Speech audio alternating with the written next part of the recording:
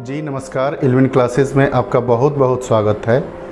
29 जुलाई 2020 को कैबिनेट की मंजूरी मिलने के बाद राष्ट्रीय शिक्षा नीति के बारे में प्रेस वार्ता करके हमारे केंद्रीय मानव संसाधन विकास मंत्री श्री रमेश पोखरियाल निशंक जी ने जो जानकारी दी उसको आसान शब्दों में हम समझते हैं। आइए, सबसे पहले जो हमारी इसके पहले जो शिक्षा नीति लागू की गई थी वो वर्ष 1986 में लागू की गई थी। वर्ष 1986 वाली शिक्षा नीति में कुछ संशोधन करने के बाद वर्ष 1992 में इसे फिर लागू किया गया संशोधित रूप में।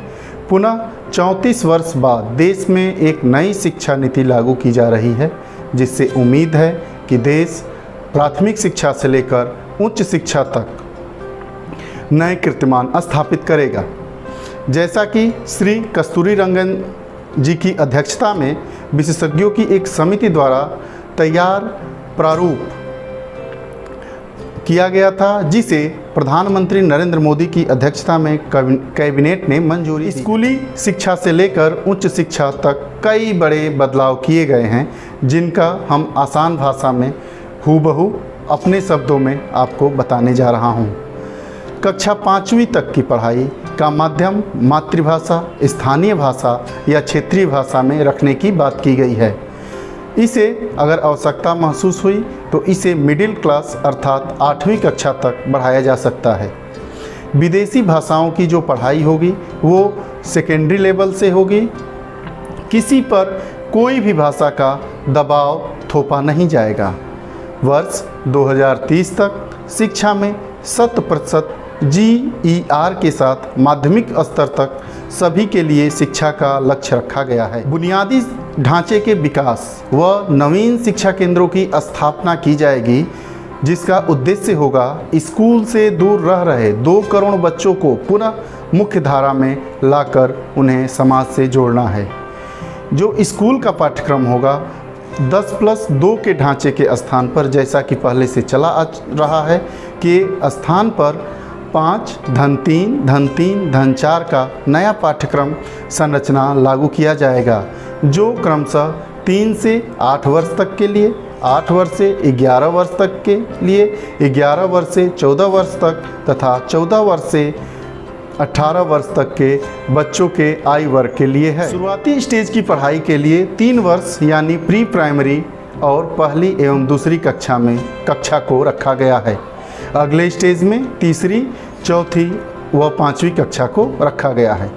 कक्षा 6 से 8 में सब्जेक्ट से परिचय करवाया जाएगा, यानी कक्षा 6 से 8 तक में जो आपकी विषय की पाठ्यवस्तु होगी उससे आपको संदर्भित करवाया जाएगा।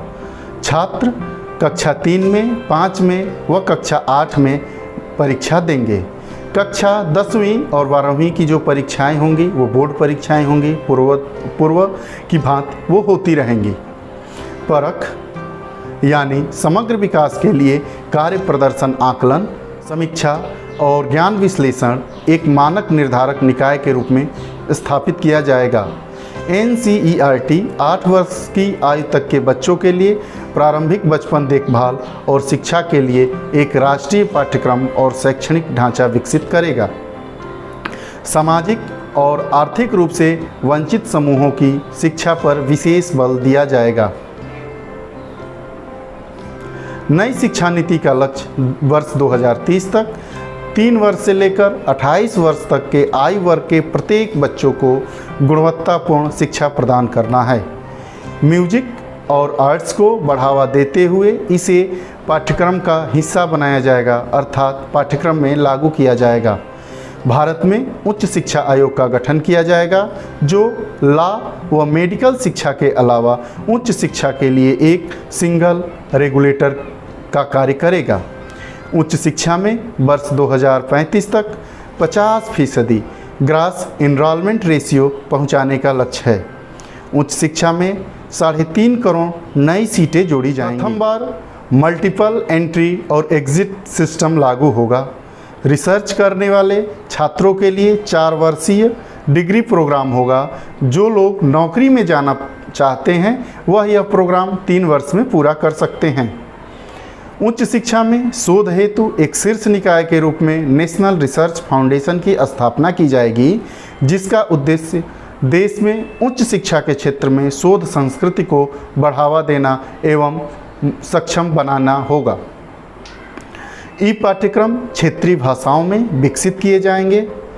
सभी भारतीय भाषाओं के लिए संरक्षण, विकास और उन्हें और जीवंत बनाने के लिए नई शिक्षा नीति में पाली, फारसी और प्राकृत भाषाओं के लिए एक Indian institute of translation and interpretation राष्ट्रीय संस्थान की स्थापना करने, उच्च शिक्षा संस्थानों में संस्कृत और सभी भाषा विभागों को मजबूत करने और अधिक से अधिक उच्च शिक्षण संस्थानों के कार्यक्रमों में शिक्षा के माध्यम के रूप में मातृभाषा, स्थानीय भाषा का प्रयोग करने की सिफारिश की गई है।